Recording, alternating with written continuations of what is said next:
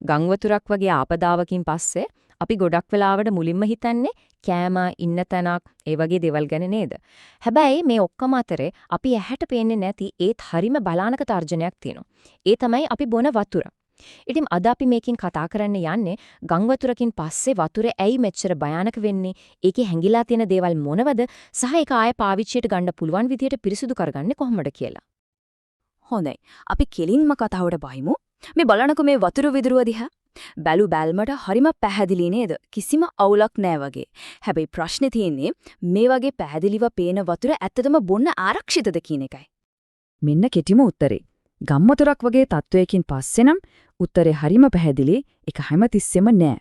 වතුර කොයිතරම් පිරිසිදුවට පැහැදිලිවට පෙනුනත් වැඩක් නෑ. ඒක ආරක්ෂිත නෑ. එහෙනම් මොකක්ද මේ නොපෙනෙන අනතුර? ගම් වතුර කෙද්දී අපේ ලිං වලට, ටැප් ලයින් වලට, ජල මූලාශ්‍ර වලට ඇත්තටම මොකද වෙන්නේ? අපි ඒක තේරුම් ගත්තොත් තමයි මේකේ තියෙන බරපතලකම හරියටම තේරෙන්නේ. බලන්න ගම් වතුර කියන්නේ නිකම්ම වතුර පාරක් නෙමෙයි. ඒක හරියට යෝධ අපිරිසිදු සුප් එකක් වගේ.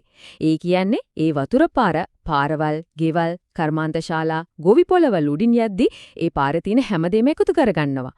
මල, අපද්‍රව්‍ය, රසායනික ද්‍රව්‍ය, කුණු කසල, මඩ හිතන්න පුයෝ හැමදේම එකට එකතු වෙනවා. ඉතින් මේ කියන අපිරිසිදු සුප් එක ඇතුලේ ඇත්තටම හැංගිලා තියෙන්නේ මොනවද? අපි බලමු මේ ඇහැට නොපෙනෙන ඒත් හරිම භයානක තර්ජන ගැන එකින් එක. ලොකුම අනතුරක් තමයි මල අපද්‍රව්‍ය. ගම් වතුරට වැසිකිලි වලවල් කාණු පද්ධති පිටාර ගලනවා. මේ ඔක්කොම අපද්‍රව්‍ය කෙලින්ම අපි බොන වතුරට එකතු වෙනවා.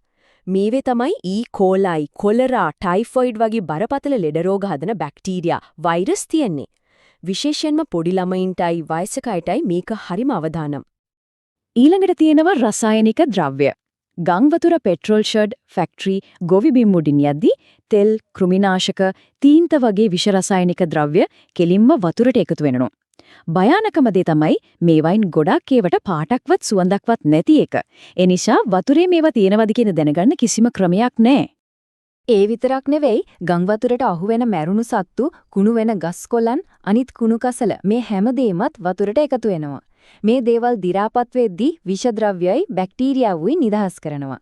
මේකෙන් වතුර තවත් භයානක තත්වයකට පත්වනවා. හරි. දැන් අපි දන්නවා වතුරේ හැංගිලා තියෙන්න පුළුවන් අනතුරු මොනවද කියලා. දැන් අපි බලමු මේ දේවල් නිසා ඇත්තටම ඇති වෙන සෞඛ්‍ය අවදානම්, ඒ කියන්නේ ලෙඩ රෝග මොනවද කියලා. මේ වගුව බැලුවම හොඳටම පැහැදිලි නේද? ගම් වතුරෙන් පස්සේ බහුලවම පැතිරෙන ලෙඩ රෝගයි ඒවට හේතු වෙන ප්‍රධානම දේවලුයි. බලන්න කොලරා, ටයිෆොයිඩ් වගේ දේවල් කෙලින්ම එන්නේ මල අපද්‍රව්‍ය නිසා. මීයුන වගේ ලෙඩ එන්නේ සත්තුන්ගේ අපද්‍රව්‍ය වතුරට එකතු වුණාම. මේක හිතනවට වඩා ගොඩක් බරපතලයි. හරියට පිරිසිදු කරපු නැති වතුර කෝපයක්. එකම එක කෝපයක් බිව්වත්, එහෙම නැත්නම් උයන්න ගත්තාත්, දත් මදින්න ගත්තාත් බරපතල ලෙඩක් හැදෙන්න ඒ ඇති. ඊතරම් පොඩි ප්‍රමාණයකින් වුණත් ලොකු හානියක් වෙන්න පුරවන්. හොඳයි. අපි මෙච්චර වෙලා කතා කළේ අවදානම ගැන. දැන් අපි කතා කරමු විසඳුම ගැන. මේක තමයි වැදගත්ම කොටස. කොහොමද අපි මේ අපිරිසිදු වතුර ආයෙත් පාවිච්චි කරන්න පුළුවන් ආරක්ෂිත තත්ත්වයට පත් කරගන්නේ? මෙන්න දිනා කරන්න පුළුවන් හොඳම සහ ලේසිම දේ. පියවර 3යි. පළවෙනියට වතුර ටිකක් වෙලා තියන්න මඩ ටික යටට බහිනකල්. ඊට පස්සේ පිරිසිදු රෙදි කෑල්ලකින් ඒක පෙරා ගන්න. හැබැයි වැදගත්ම දේ අනිවාර්යයෙන්ම කරන්න ඕනේ දේ තමයි තුන්වෙනි පියවර. ඒ තමයි වතුර එක දිගට විනාඩියක්වත් හොඳටම නටනකල් උතුරවන එක. මේකෙන් තමයි ඈට නොපෙනෙන ওই බැක්ටීරියා, වෛරස් වගේ හැම ලෙඩක්ම හදන දේවල් නැති වෙලා යන්නේ. පොඩි දෙයක් මතක තියාගන්න, ටිකක් උස්ස ප්‍රදේශයක නම් විනාඩියක් මදි, විනාඩි 3ක්වත් උතුරවන්න. හදිස්සියව උතුරවන්න විදිහක් නැත්තම් මොකද කරන්නේ? ඒකටත් විකල්පයක් තියෙනවා. ඒ තමයි සුවඳ නැති ගෙවල් වල පාවිච්චි කරන බ්ලීච්. වතුර ලීටරයකට බ්ලීච් බිඳු 2ක් දාලා හොඳට කලවම් කරලා විනාඩි 30ක් විතර තියන්න. හැබැයි මතක තියාගන්න හොන්නම දේ උතුරවන එක. ඒක කරන්නම බැරි නම් විතරක් මේක හොඳ විකල්පයක්. ඊට අමතරව තවත් ක්‍රම කිහිපයක් තියෙනවා.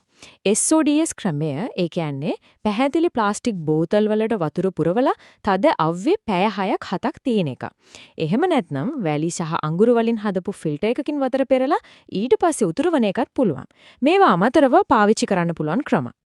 ඉතින් මේ හැම දෙයකින්ම අපිට ගන්න තියෙන ප්‍රධානම පණිවිඩය තමයි මේක.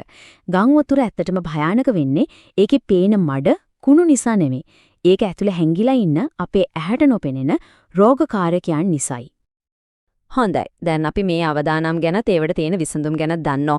ඉතින් මේ ළඟට මෙවැනි තත්වයකට මුහුණ දෙන්න වෙනොත් අපේ ගෙදර අයව ආරක්ෂා කරගන්න අපි මොකද කරන්න ඕන කියන එක ගැන දැන් පැහැදිලි අවබෝධයක් තියෙනවා.